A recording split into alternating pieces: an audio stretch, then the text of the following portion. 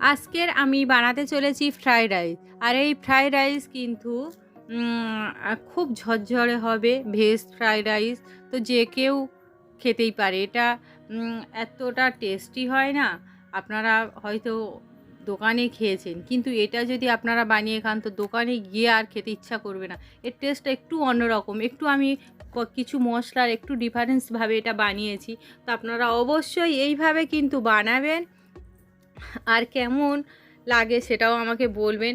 অবশ্যই একবার হলেও আপনারা আমার মতো করে বানান, তাহলেই বুঝতেই পারবেন যে আমি কি তফাৎ করেছি এর মধ্যে। তো প্রথমে আমি ফ্রাইড রাইসের জন্য বাসমতি চাল নিয়েছি, আর এই বাসমতি চালটা কিন্তু আমি এখানে 500 গ্রাম নিয়েছি। তো তারপরে এটা আমি হাত দিয়ে ভালো করে জল দিয়ে ধুয়ে নেব। ধোয়া হয়ে গেছে পরিষ্কার করে। এবার আমি ওর মধ্যে জল দিয়ে দেব, জলে ডুবিয়ে রাখবো, ডুবিয়ে নেব।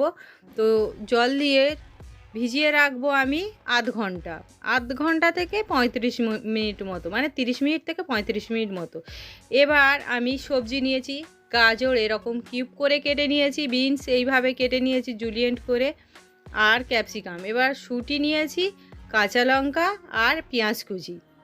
তো এইগুলো আমার লাগবে। এবার আমি গ্যাসের উপরে কড়াই বসিয়ে ওর মধ্যে একটু জায়ফল আর একটু জয়িত্রী, সাজিরে আর এলাচ, একটা লবঙ্গ, এই মশলাটা কিন্তু আমি ফ্রাইড রাইসে ইউজ করব। এটা একটু হালকা ভেজে নেব, তারপরে আমি এটা গুঁড়ো করে রেখে দেব। এবার ভাতের জন্য আমি জল বসিয়ে দিয়েছি, আর ওর মধ্যে এলাচ, লবঙ্গ, দারচিনি দিয়ে দিয়েছি। তারপরে তেজপাতা দুটো, একটুখানি লবণ দিয়ে দেবো। লবণটা পরিমাণ বুঝেই দিয়ে দিতে হবে। আর সাদা তেল দিয়ে দেবো অল্প একটুখানি, তাহলে ভাতটা একটুও জড়িয়ে যাবে না, একটার গায়ে একটা লাগবে না। তো এরপরে কড়াই বসিয়ে দিয়েছি ননস্টিকের, ওর মধ্যে আমি ঘি দিয়ে দেবো 1 চামচ, বড় চামচের। আর অল্প একটুখানি সাদা তেলও দিয়ে দেবো। কেউ যদি আপনারা মনে হয় পুরোটাই ঘিতে করতে পারেন, আবার সাদা তেল মিশিয়েও বানাতেই পারেন। এবার ওর মধ্যে কিশমিশ 1 মুঠো মতো দিয়ে দেব। তারপর একটু ভেজে নেব। ভাজা হয়ে গেলে একটু ভালো করে ভেজে নেব। তো এরকম খুব বেশি কিশমিশ কিন্তু ভাজতে হয় না। এরকম হয়ে গেলে আমি তুলে নেব। তারপর আবার ওর মধ্যে কাজু 1 মুঠো মতো ভেজে নেব, হালকা একটুখানি ভেজে নেব। তো ভাজা হয়ে গেলে এটাও তুলে নেব। তারপরে আমি ওই তেলের মধ্যে পেঁয়াজ কুচি করা দিয়ে দেবো। আর পেঁয়াজ কুচিটা আপনারা দেখতেই পেলেন। তো এই রকম কুচি কিন্তু পেঁয়াজটা করতে হবে, পেঁয়াজটা একটু বেশি মিহি কুচি মতো করতে হবে। তো এরপরে একটুখানি ভালো করে ভেজে নেব। ভাজা হয়ে গেলে ওর মধ্যে আমি কাঁচা লঙ্কা কুচিয়ে রাখা সেটাও দিয়ে দেব। তারপর আবারও একটু ভেজে নেব। কাঁচা লঙ্কা দেওয়ার পরে একটু ভেজে নিতে হবে। তো এই রকম ভাজা যখন হয়ে যাবে, এবার ওর মধ্যে আমি কিন্তু কেটে রাখা বিনস, সবজিগুলোর মধ্যে আমি বিনসটা আগে দেব, যেহেতু বিনসটা একটু ভাজতে সময় লাগবে। তো সেই জন্য আমি দিয়ে দিলাম। এরপর অল্প একটুখানি লবণ দিয়ে দেবো, লবণটা স্বাদ বুঝেই দিতে হবে। আর তারপরে একটু 3 মিনিট মতো ভেজে নেব এটা। 3 মিনিট মতো যখন ভাজা হয়ে যাবে, দেখতেই পেলেন 3 মিনিট আমার ভাজা হয়ে গিয়েছে। এবার ওর মধ্যে গাজর কুচিটা দিয়ে দেব। গাজর কুচি দিয়েও আবারও মিনিট 2 মতো ভেজে নেব। গাজরটা দিয়ে আমি মোটামুটি মিনিট 2 মতো ভেজে নিয়েছি। দেখুন অনেকটাই কিন্তু সিদ্ধ হয়ে গিয়েছে। এবার আমি ছাড়িয়ে রাখা কড়াইশুঁটিটা দিয়ে দেব। তো কড়াইশুঁটিটা দেওয়ার পরেও মিনিট 2 মতো আবারও একটু একসঙ্গে ভেজে নেব। যখন মিনিট 2 মতো কড়াইশুঁটি খুব বেশিক্ষণ ভাজার দরকার পড়ে না।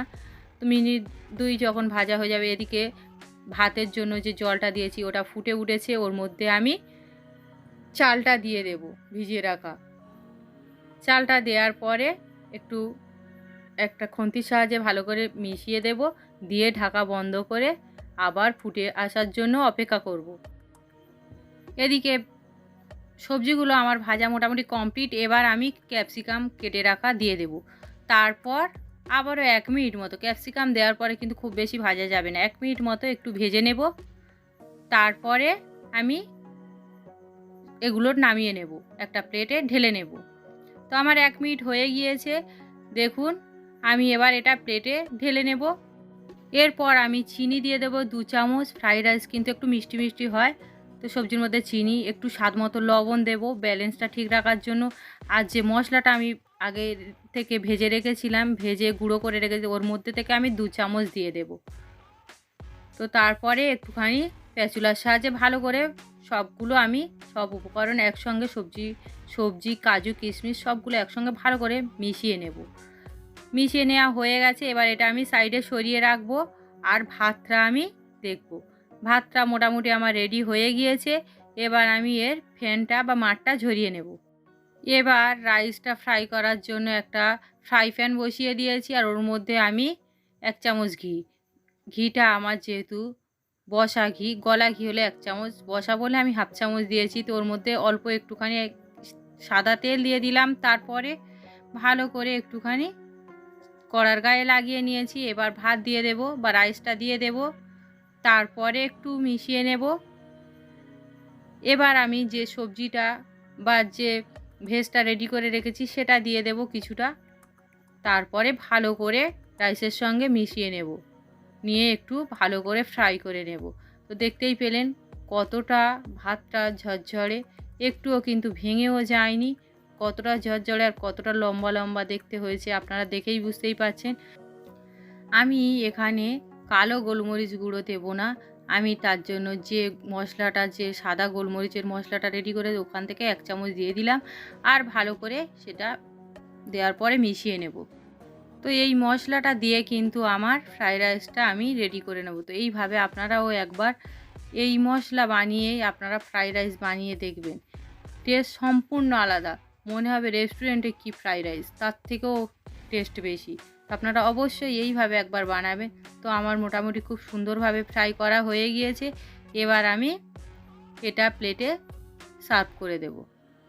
আর আপনারা দেখেই তো বুঝতেই পারলেন একটাও ভাত কিন্তু ভাঙেনি, কতটা ঝরঝরে আর কতটা গোটা গোটা ভাত রয়েছে আপনারা দেখেই বুঝতেই পারছেন। তো ভিডিওটা কেমন হলো বা রেসিপিটা কেমন হলো সেটা আমাকে কমেন্ট করে জানাবেন। আমার এই রেসিপিটা যদি ভালো লাগে তাহলে আমার চ্যানেলকে লাইক কমেন্ট শেয়ার ও সাবস্ক্রাইব করে পাশে থাকা বেল আইকন প্রেস করে দেবেন, যাতে পরবর্তী ভিডিও দেওয়ার সঙ্গে সঙ্গে আপনারা প্রথমেই দেখতে পান। ধন্যবাদ সবাই।